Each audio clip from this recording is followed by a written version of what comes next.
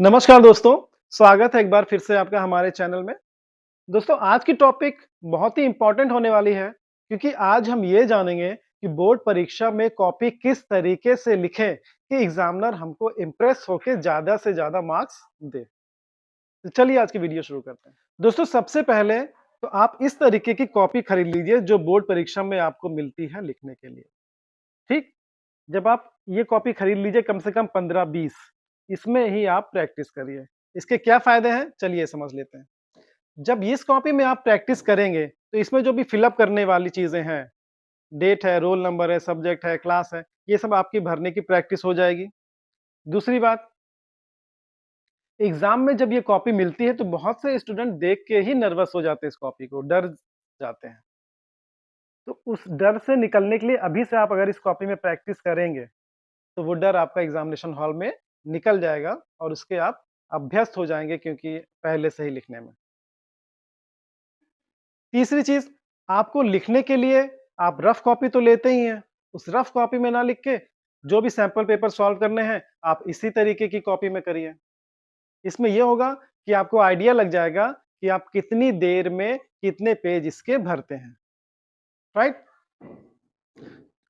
और जो फ़ायदा होगा इसका ये होगा कि आपको ये आइडिया हो जाएगा कि एक लाइन में कितने शब्द आते हैं।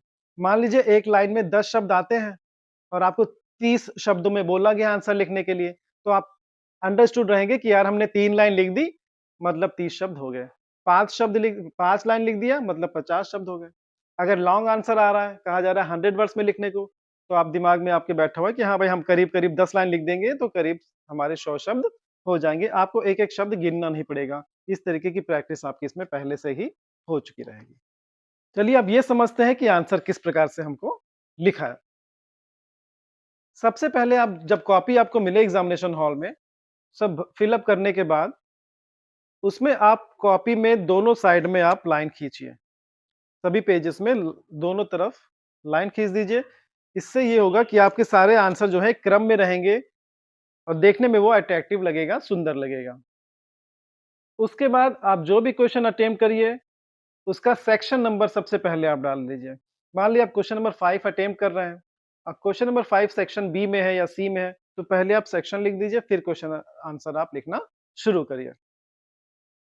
क्वेश्चन आप चाहे तो पूरा भी लिख सकते हैं या क्वेश्चन के 2 शब्द पहले लिख के फिर डॉट, डॉट, डॉट करके फिर लास्ट में क्वेश्चन के 2 शब्द लिख के, इस तरीके से शॉर्ट में भी क्वेश्चन लिख सकते हैं।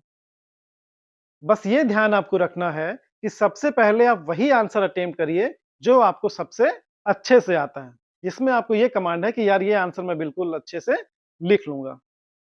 क्यों? क्योंकि एग्ज़ामिनर जब पहला क्वेश्चन आपका पढ़ेगा, उसी से आपको ये समझ जाएगा कि अपनी छवि बना लेगा आपके प्रति कि आप पढ़ने में किस तरीके से हैं। जब पहला क्वेश्चन आप अच्छे से लिख देंगे, तो वो इम्प्रेस हो जाएगा आपसे। वो समझ जाएगा कि हाँ, बच्चे ने पढ़ाई किया है, मेहनत किया है। तो जो भी आंसर आप लिखें पहला, या सारे भी आंसर, उसमें आप कीवर्ड्स ज़रूर डाल दें। कीवर्ड्स अंडरलाइन कर दें। मेन पॉइंट्स आंसर के जो भी होंगे उसके अंडरलाइन कर दीजिए। एग्जाम्पल के लिए मान लीजिए आपको इंग्लिश का एक क्वेश्चन आ जाता है कि लेंचो ने गॉड को जो लेटर लिखा उसमें मेन कंटेंट क्या था। लॉन्ग आंसर आ गया 100 शब्दों में। तो इसमें जो मेन कंटेंट इसमें ये होगा कि उसकी फसल हेल स्टॉर्म से खराब हो गई थी और दूसरा उसने गॉड से 100 पैसे मांगे थे। इन दोनों मैटर को आप उसमें अंडरलाइन कर दीजिए। इससे एग्जामिनर जब कॉपी आपकी चेक करने चलेगा तो वही अंडरलाइन को हुए देख के ही वो समझ जाएगा कि पूरे क्वेश्चन में आपने क्या-क्या लिखा होगा। वो अंडरलाइन चेक करेगा। इस तरीके से एग्जामिनर को आप जितनी सहूलियत देंगे, जितना उसका काम आसान करेंगे कॉपी चेक करने में, उतना ही वो खुश रहेगा, उतना इम्प्रेस रहेगा और नंबर देते हुए बढ़िया-बढ़िया वो आगे बढ़ता हुआ चला जाएगा। ठीक है? जब भी आंसर आपका कंप्लीट हो जाए, बीच में 2 लाइन छोड़िए, गैप करिए, उसके बाद नेक्स्ट क्वेश्चन आप स्टार्ट करिए। इसके बाद आपको ये ध्यान रखना है कि जो भी आप लिखें, वो साफ-सुथरा लिखें। राइटिंग भले ही आपकी बहुत अच्छी ना हो, लेकिन जो भी लिखें साफ-साफ लिखें, एग्ज़ामिनर को समझ में आए। ऐसा ना हो कि आप ए बनाएँ और एग्ज़ामिनर को ई समझ में आए या 5 बनाएँ और एग्ज़ामिनर को 8 समझ में आए। इस तरीके का नहीं लिखना है, बिल्कुल साफ-सुथरा, अच्छा, सही से लिखना है। नेक्स्ट चीज़, इस चीज़ को ध्यान में रखिए कि अगर कभी-कभी ऐसा भी हो जाता है कि 2 पेज आपस में चिपक जाते हैं और स्टूडेंट आगे लिखना शुरू कर देते हैं। तो कभी अगर ऐसी स्थिति आ जाए कि 2 पेज आपसे चिपक गए, आपस में जुड़ गए, आपने ध्यान नहीं दिया, आपने आगे लिखना शुरू कर दिया और बाद में आपने देखा, तो जो जो पेज ब्लैंक छूट गया है, उसमें क्रॉस करके पीटीओ लिख दें। फिर दूसरे पेज में भी ऐसे ही क्रॉस करके पीटीओ यानी कि प्लीज़ टर्न ओवर लिख दें। जब ऐसा होगा, तो एग्ज़ामिनर समझ जाएगा कि आपने आगे भी आंसर लिखा होगा। नहीं तो एग्ज़ामिनर भी कभी कन्फ्यूज़ हो सकता है और हो सकता है वो आगे आपकी कॉपी ही ना चेक करे वो ब्लैंक देख के। वो ये भी समझ सकता है कि आपने आंसर आगे लिखा ही नहीं होगा। तो इस तरीके की आप ध्यान में रखिए बात, क्योंकि ये घटनाएँ पहले भी और भी लोगों के साथ हो चुकी हैं कि एग्ज़ामिनर ने आगे कॉपी नहीं चाहिए, वो बेचारे फेल हो गए, आगे लिखा हुआ और उनको सब कुछ आते हुए भी, राइट? अब नेक्स्ट चीज़ ये समझिए कि कोई भी आंसर आपको छोड़ना नहीं है, क्योंकि एग्ज़ाम में क्या होता है, हर स्टेप पे मार्किंग होती है, स्टेप मार्किंग होती है। अगर आपने मान लीजिए थ्योरम लिखने को आ गया, आपको थ्योरम पूरा अच्छे से नहीं आ रहा है, लेकिन आपने उसमें 2 पॉइंट भी लिख दिए स्टेप में, तो 2 पॉइंट्स के 2 नंबर आपको मिल जाएँगे। इसी तरीके से लेटर मान लीजिए आ गया, ये एप्लीकेशन आ गया सिक लीव के लिए, राइट? और आपको एप्लीकेशन सही से लिखनी नहीं आ रही है और आप कन्फ्यूज़ हैं कि यार लिखें कि छोड़ दें, क्या करें? क्योंकि अच्छे से आपको आ नहीं रहा। लेकिन आप उसको छोड़िए बिल्कुल नहीं, उसको जब आप लिखेंगे आपको स्टेप पे मार्किंग मिल जाएगी। कैसे? जैसे मान लीजिए उसपे लिख दिया आपने to the principal Jahangirabad public school Ayodhya. अगर आपने इतना भी लिख दिया आगे तो 1 नंबर आपको मिल जाएगा। फिर बॉडी में आप कुछ ना कुछ लिखेंगे ही, मान लीजिए बहुत अच्छा आप सेंटेंस नहीं बना पा रहे हैं, तो भी बॉडी में आपको कम से कम मान लीजिए 1 ही नंबर दे दिया, 3-4 लाइन लिखेंगे तो। और लास्ट में आपने लिख दिया योर सिंसियरली या your obediently X Y Z, वहाँ पे आपको 1 नंबर मिल गया। तो 3 नंबर तो आपको मिल गए सिर्फ स्टेप मार्किंग में, राइट? इसलिए कभी भी आप ये मत सोचिए कि हम कोई क्वेश्चन छोड़ दें। अगर कोई आंसर आपको क्वेश्चन का नहीं भी आ रहा, मैथ्स का सवाल कर रहे हैं, कोई आंसर आप कन्फ्यूज़ है कि इसका आंसर क्या आएगा? तो वो मत सोचिए आंसर क्या आएगा, कम से कम आप स्टेप वाइज़ जब आंसर उसका लिखते जाएँगे, तो उस स्टेप हर स्टेप पे आपको मार्क्स मिलते जाएँगे और लास्ट में आपका स्कोर इससे बढ़ जाएगा, ठीक? इसलिए माइंड को अपने शांत रख के सिर्फ़ उसको हल करने में अपना ध्यान लगाइए। नेक्स्ट चीज़, मान लीजिए आप एग्ज़ाम में आंसर लिख रहे हैं और आखिरी के 10 मिनट बचे हैं और उसमें आपको 2 आंसर अटेम्प्ट करने हैं। तो बहुत से स्टूडेंट क्या करते हैं कि एक ही आंसर अटेम्प्ट करते हैं और एक आंसर छोड़ देते हैं। तो ऐसा आपको बिल्कुल नहीं करना है। तो आपको करना क्या है? दूसरी तरफ आपके पास टाइम भी नहीं है।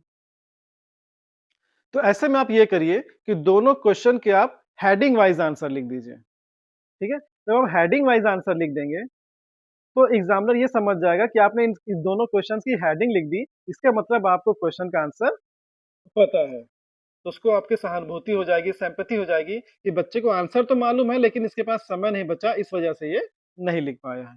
तो सम आपको कम से कम 3-3 नंबर तो दे ही देगा वो, 4 भी दे सकता है। क्वेश्चन अगर लास्ट में टाइम कम बचा है, नहीं आप लिख पा रहे हैं, तो उसके आप हेडिंग वाइज़ उसको लिख दीजिए बढ़िया से लाइन-वाइन खींच के।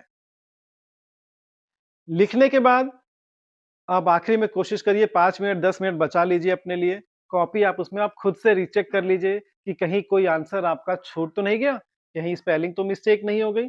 इस तरीके से जब आप कॉपी अपनी चेक कर लेंगे, तो एग्ज़ामिनेशन हॉल के बाद जब एग्ज़ाम से निकलेंगे, तो आप तनाव में नहीं बल्कि खुशी होके निकलेंगे कि आपने सारे क्वेश्चन अटेम्प्ट किए। आपको ये डर नहीं रहेगा कहीं यार मैंने वो क्वेश्चन छोड़ तो नहीं दिया, कहीं इस तरीके के आप डर से फ्री रहेंगे।